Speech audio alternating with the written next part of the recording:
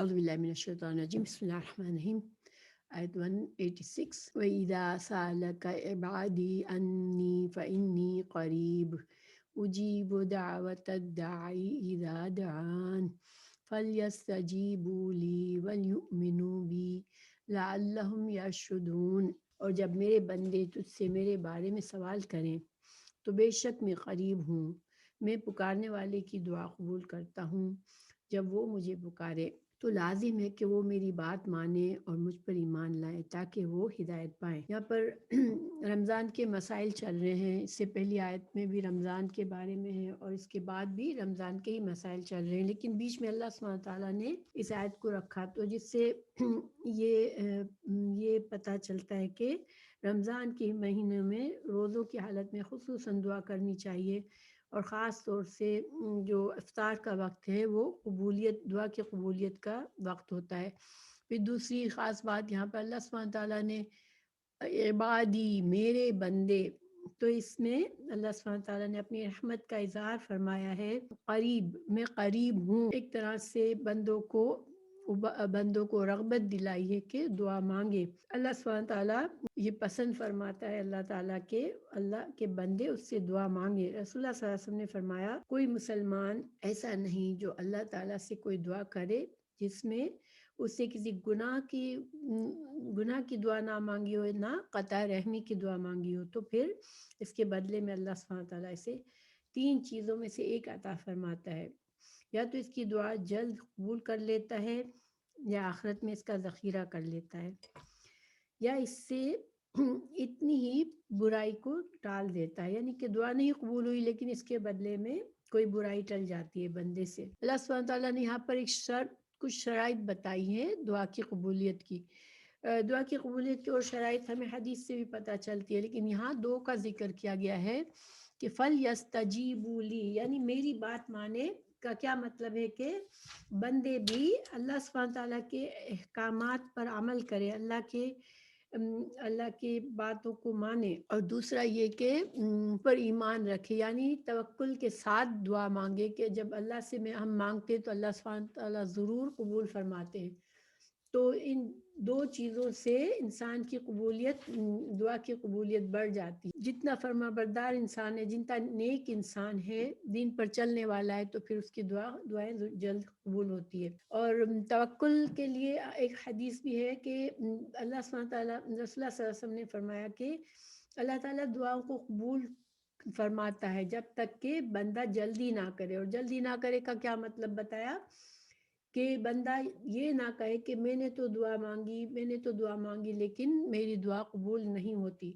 تو اس طرح سے نہ کہے انسان۔ بعض اوقات اللہ سبحانہ تعالیٰ کی تمام معاملات، تمام کام حکمت پر ہوتے ہیں، تو انسان جب دعا مانگے اور سے فوراً قبولیت کا احساس نہ ہو، تو پتہ نہ چلے، تو وہ اللہ پر بھروسہ رکھے کہ اس کی دعا ضرور قبول ہوئی ہے، جیسا کہ ہم نے پچھلی حدیث سے جانا کہ بعض دعائیں دنیا میں نہیں نظر آتی لیکن وہ اس کا آخرت میں اس کا اجر و ثواب ملتا ہے، کیونکہ اللہ تعالیٰ ہی جانتا ہے کہ ہمارے لیے کون سی دعا ہمارے کی قبولیت ہمارے لیے بہتر ہے۔ پھر اگلی آیت میں اللہ سبحانہ تعالیٰ فرماتے ہیں کہ احل لکم لیلۃ الصیام الرفث الی نسائکم ہن لباس لکم وانتم لباس لہن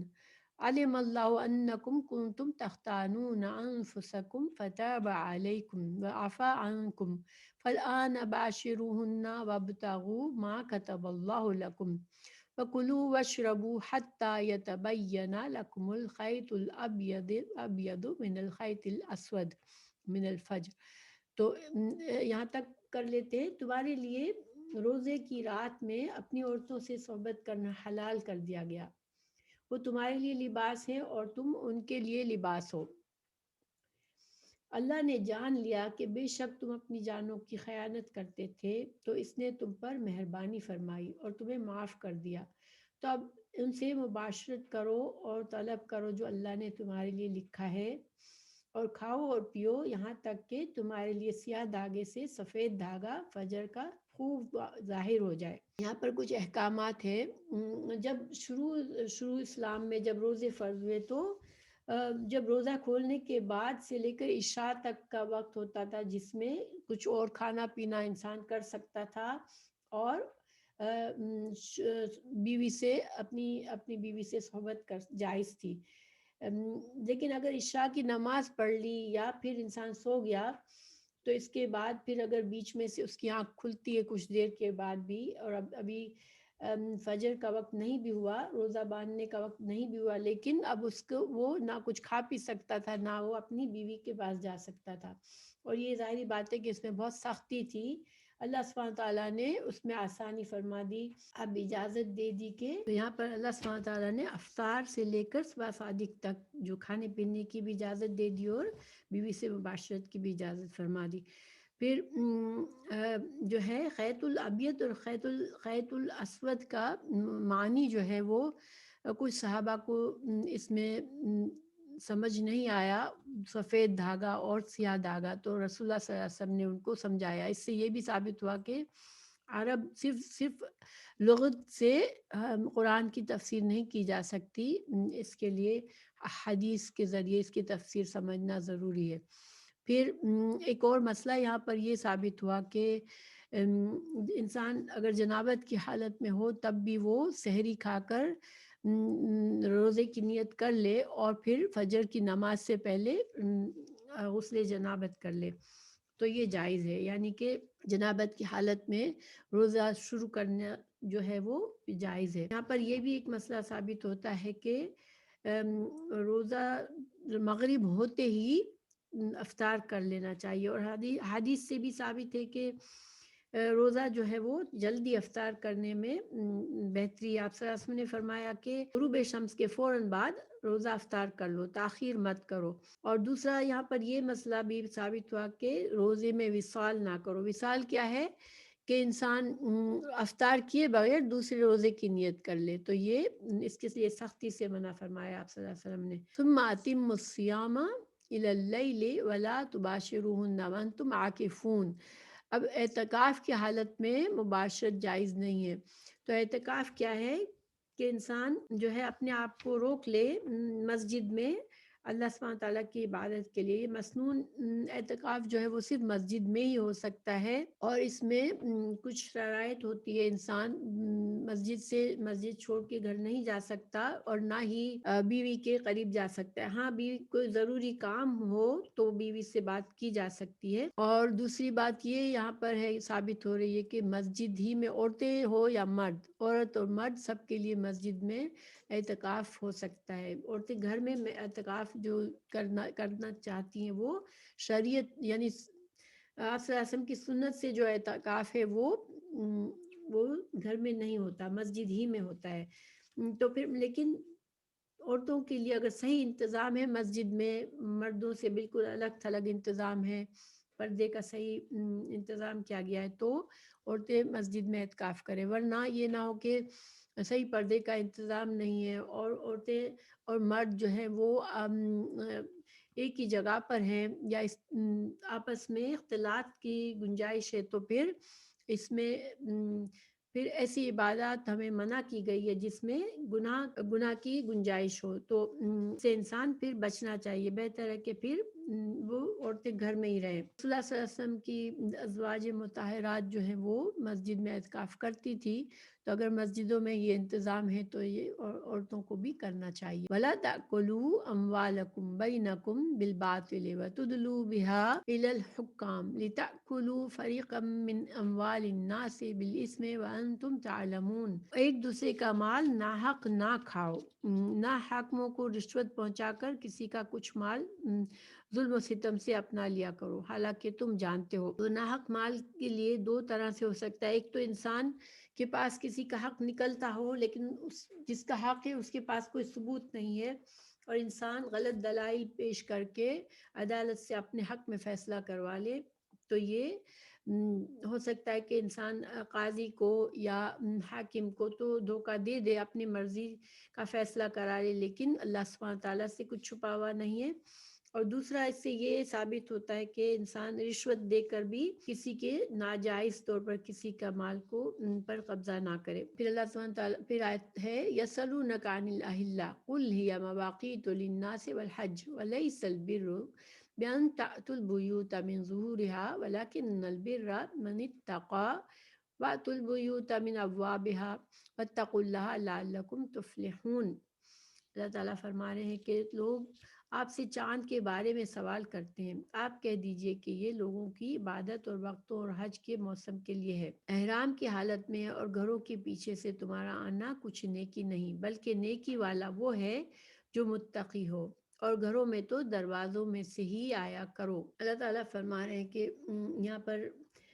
چاند کے گھٹنے اور بڑھنے کی حکمت کا سوال کیا گیا کہ چاند کیوں گھٹتا اور بڑھتا ہے، تو اللہ سبحانہ تعالیٰ نے اس کی حکمت بتائی کہ اس سے تاریخ معلوم ہوتی ہے، اور اس سے جو ہے وہ نیا مہینہ شروع ہونے کا پتہ چلتا ہے، کیونکہ چاند جو ہے وہ پورا ہوتا ہے، پھر گھٹتے گھٹتے